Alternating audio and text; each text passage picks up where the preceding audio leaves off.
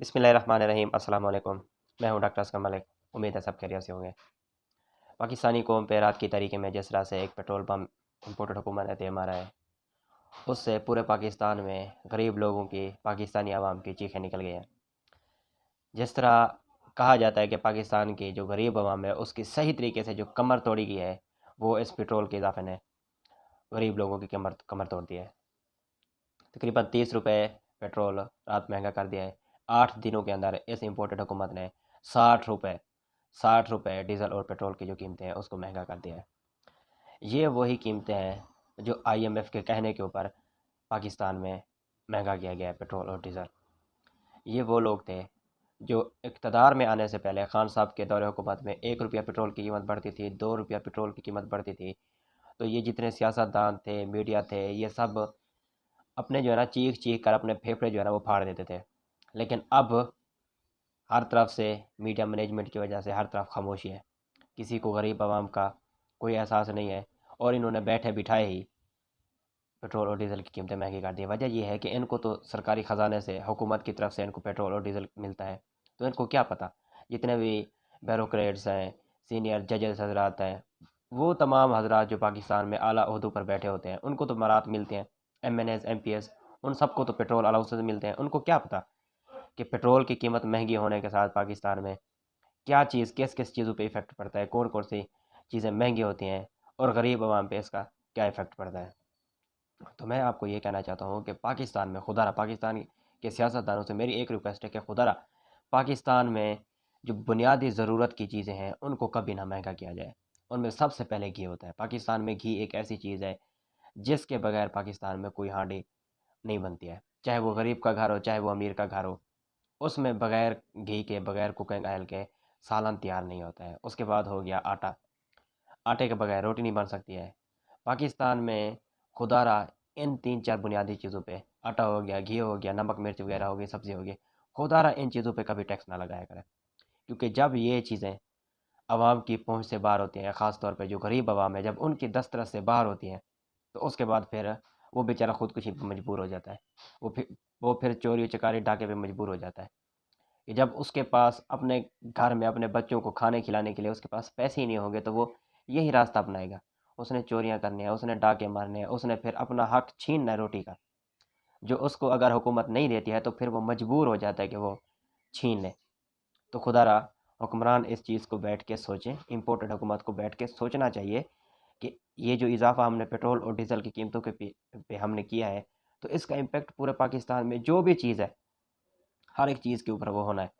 Petrol और diesel की कीमतें ख़ास तौर पे बढ़ेंगी तो उससे हमारे जो बिजली के प्लांट्स हैं, जो पेट्रोल और डीज़ल पे ख़ास तौर पे डीज़ल पे चलते हैं, वो बिजली महंगी होगी। आपने पहले ही 8 रुपये बिजली की कीमत में इजाफा कर दिया है, उससे और ज़्यादा बिजली होगी, महंगी होगी।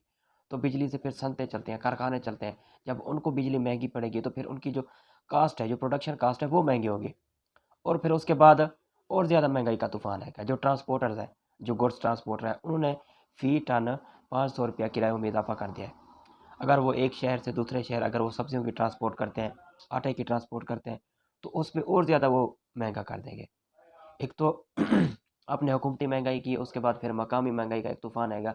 वो बेचारा इस तूफान को कैसे वो करेगा। जो गरीब है वो पहले ही गुर्बत की चक्की में पिस रहा है, आपने उसको मजीद उसके ऊपर एटम बाबा आपने दे मारा है। उसकी सही मानों में सही मानों में जो है ना वो कमर तोड़ के रख दिया है। बड़े शहरों में रिक्शा ड्राइवर हजरात होते हैं। जब 208 रुपये का डीजल पेट्रोल चला जाएगा तो कौन बंदा उनकी सवारियों में बैठेगा। कोयटा बलूचिस्तान में पहले ही 40% पेट्रोलियम कंजप्शन जो है ना वो कम हो चुकी है। इसी महंगाई की वजह से लोग अब गाड़ियों में साथ नहीं लेकर निकलते, उन्होंने घरों में वो खड़ी करना शुरू कर दिया है। तो ये जितनी भी कीमतें बढ़ी हैं, तो इसके ऊपर जो है ना वो पूरे पाकिस्तान में सियासतदानों की तरफ से, जो हल्के हैं गरीब आवाम की तरफ से, उनके ऊपर जो है ना वो रद्द अमल आना शुरू है। कराची में लोगों ने पेट्रोल पंप्स को आग लगा दिया है।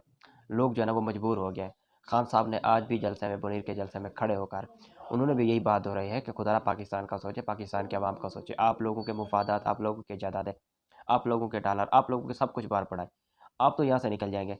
बेचारी जो गरीब आवाम पिस रही है, आप उसका सोचें। खान साहब ने कहा कि उनको भी अपने गरीब आवाम का एहसास था, इस वजह से वो पेट्रोल और डीजल के ऊपर सब्सिडी दे रहे थे और वो रशिया से सस्ता तेल लेने जा रहे थे।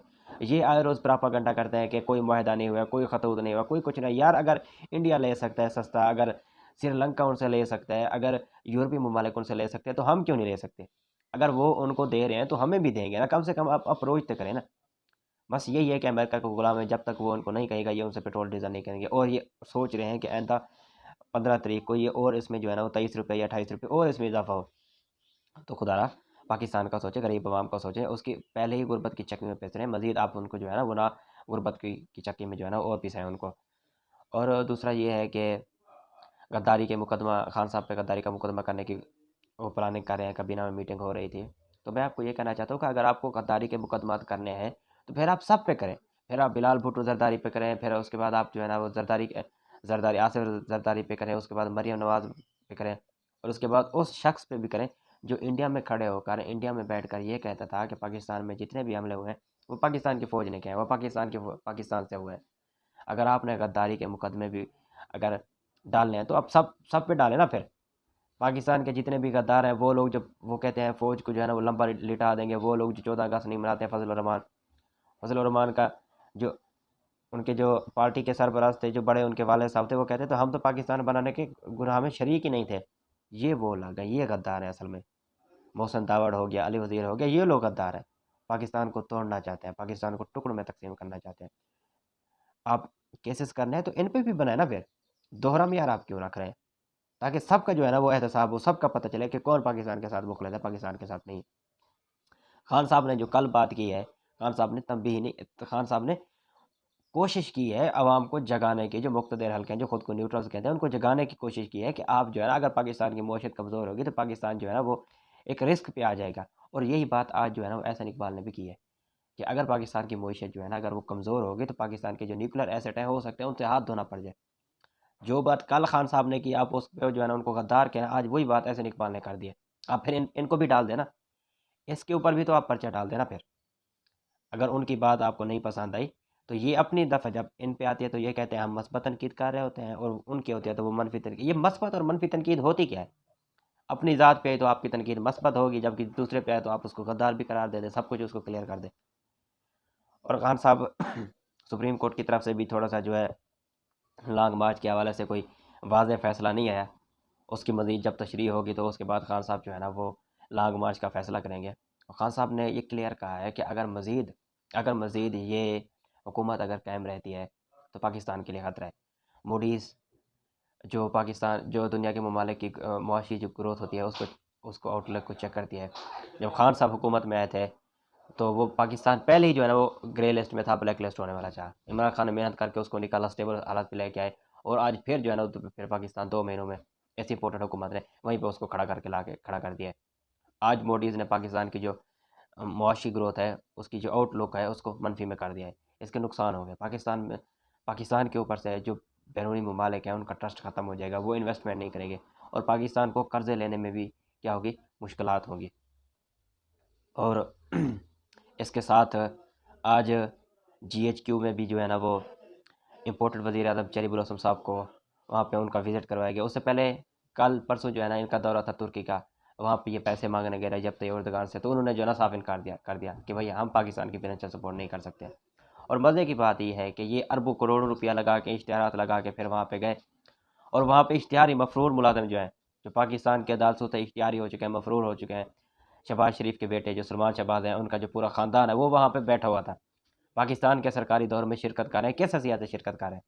पाकिस्तान के करोड़ों खाने वाले, करोड़ों लूटने वाले, जब आपके ऊपर वो मकसूद चपरासी वाला केस था जिसमें वो साफ ज़ाहिर है कि वो पैसे लेके खा गया, यहाँ से भागा लंदन गया बैठा है, किस हैसियत में आप जो है ना उसको लंदन से बुला के पाकिस्तान के जो सी सरकारी दौरे हैं उसमें आप उनको जो है ना शिरकत करवा रहे हैं?